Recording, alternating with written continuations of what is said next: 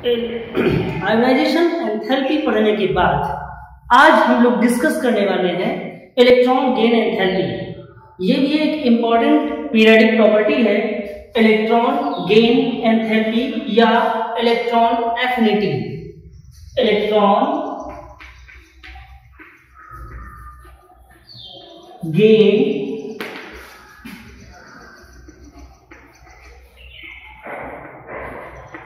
Enthalpy और क्या कहते हैं, electron affinity. Electron affinity Hindi में कहते हैं आयनन बंधुता। इलेक्ट्रॉन एफिनिटी क्या होती है? इलेक्ट्रॉन एफिनिटी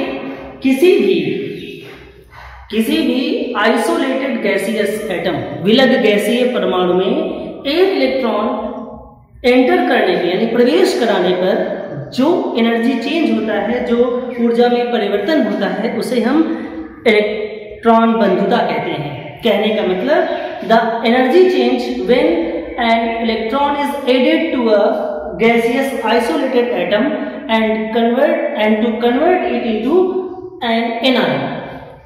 जब कोई भी एटम इलेक्ट्रॉन गेन करेगा तो उस पर एक नेगेटिव चार्ज आएगा। कहने का मतलब वो एनायन फॉर्म करेगा।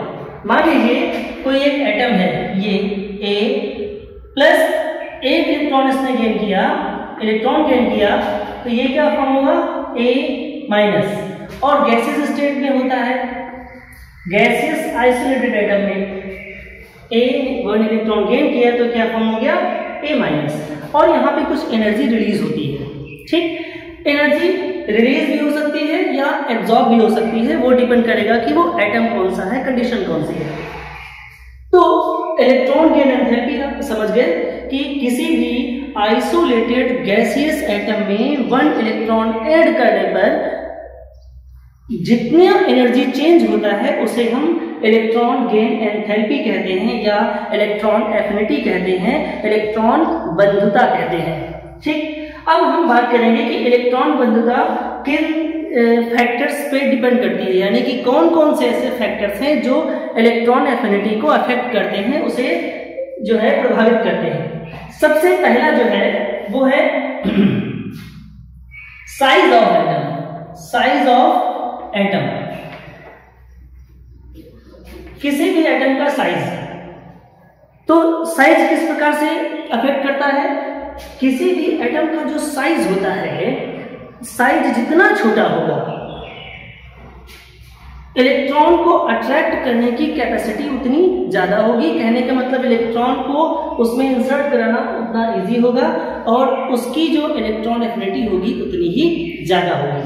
ठीक, कहने का मतलब साइज जितना छोटा होगा, इलेक्ट्रॉन एफिनिटी का वैल्यू उतना ही ज्यादा होगा। दूसरा क्या है? दूसरा है number nuclear charge. Nuclear charge, तो यहां पर आप समझ सकते हैं कि यदि किसी न्यूक्लियस पे चार्ज ज्यादा है तो न्यूक्लियस पे प्रोटॉन होते हैं और प्रोटॉन पॉजिटिव चार्ज होते हैं, इलेक्ट्रॉन नेगेटिव चार्ज होता है। तो इलेक्ट्रॉन को जितना ज्यादा फोर्स के साथ अट्रैक्ट करेगा, उसकी इलेक्ट्रॉन एफिनिटी उतनी ज्यादा होगी। कहने का मतलब न्यूक्लियर चार्ज इंक्रीज करने पर इलेक्ट्रॉन एफिनिटी इंक्रीज होती है। तो दो बातें, साइज ऑफ एटम, साइज जितना छोटा होगा यानी कि साइज छोटा होने पर इलेक्ट्रॉन एफिनिटी का वैल्यू ज्यादा होता है और न्यूक्लियर चार्ज ज्यादा होने पर भी इलेक्ट्रॉन एफिनिटी का वैल्यू ज्यादा होता है। कहने का मतलब इलेक्ट्रॉन उतना फोर्स के साथ अट्रैक्ट होता है और जाकर के ऐड हो जाता है। तीसरा जो है इलेक्ट्रॉनिक कॉन्फ़िगरेशन। इलेक्ट्रॉनिक कॉन्फ़िगरेशन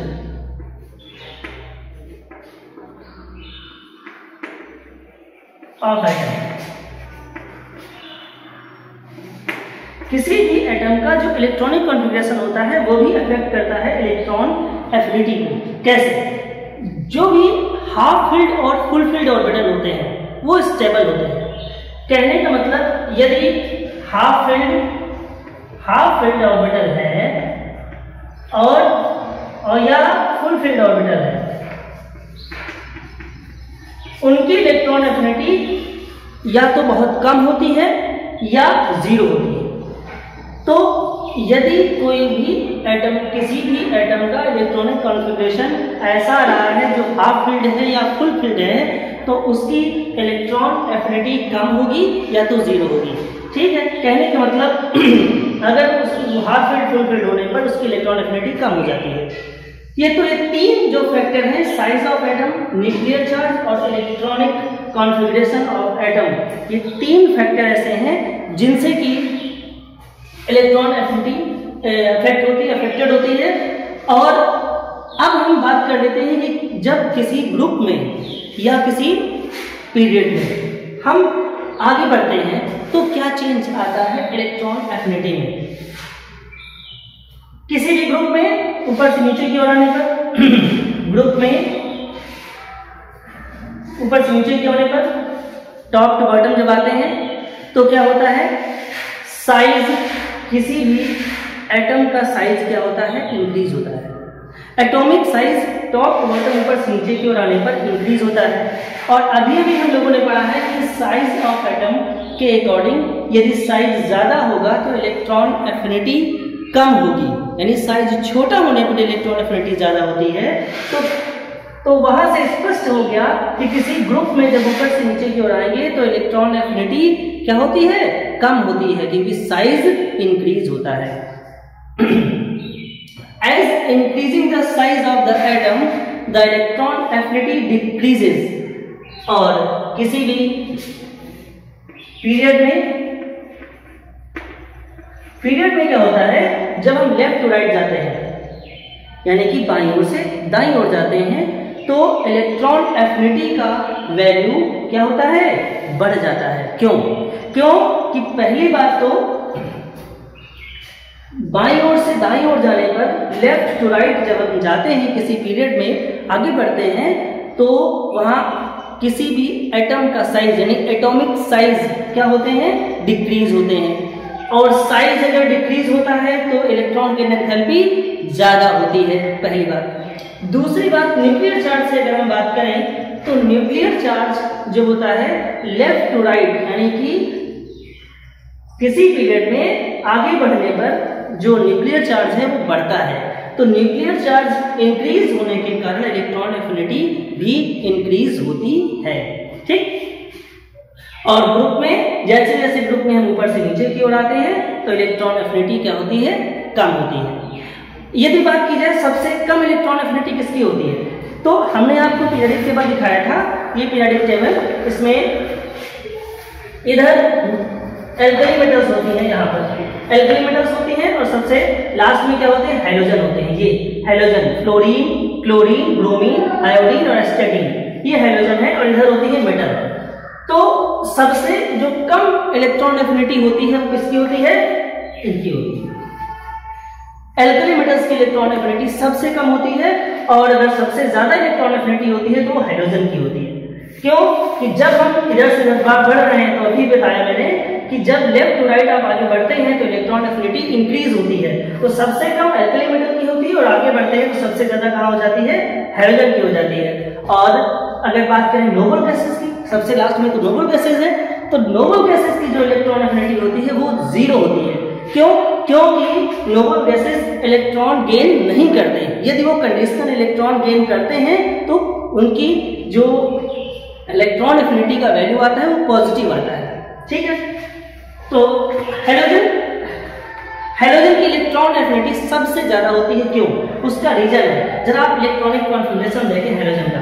कोई भी हाइड्रोजन एक ले लेते हैं, सपोज दैट हम ले लेते हैं क्लोरीन ले लेते हैं, या कोई भी हाइड्रोजन होता है, फ्लोरीन है या क्लोरीन है, उसका जो इलेक्ट्रॉनिक कॉन्फ़िगरेशन होता है वो होता है NH2NP5।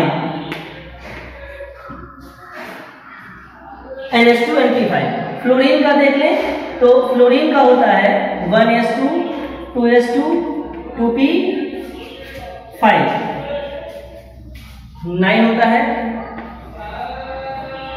और क्लोरीन का